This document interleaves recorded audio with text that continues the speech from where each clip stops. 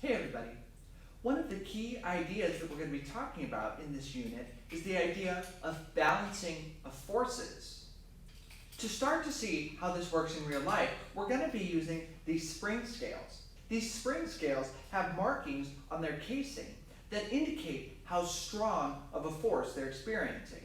So for example, if I hold this spring scale like this and pull it this way, the spring scale reads 25 newtons. This means that I'm providing 25 newtons of force on the spring scale with my right hand. So why do we care about balancing forces? Well, let's imagine that you have an object sitting on a table. If you push the object far enough, it will fall off the table.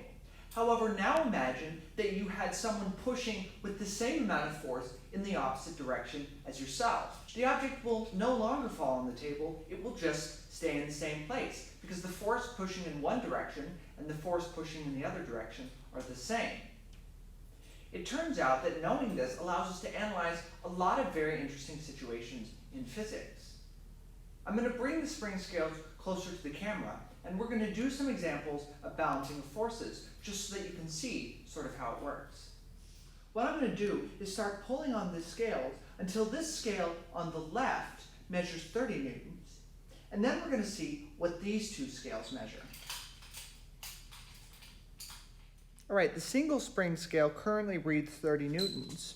Hopefully you can see here that the upper spring scale reads approximately 15 newtons. The lower spring scale should read about the same thing. We're going to attach one of these spring scales to this metal pole. We're then going to hold these two spring scales at 130-degree angles to the spring scale connected to the pole. We're going to hold the spring scale connected to the pole at 30 newtons. Before we look directly at what the other two spring scales read, we want you to try to calculate what their values should be. All right, let's try it out. I'm holding the spring connected to the pole at roughly 30 newtons. I don't know if you can read this, but the other two spring scales read about 23 newtons each.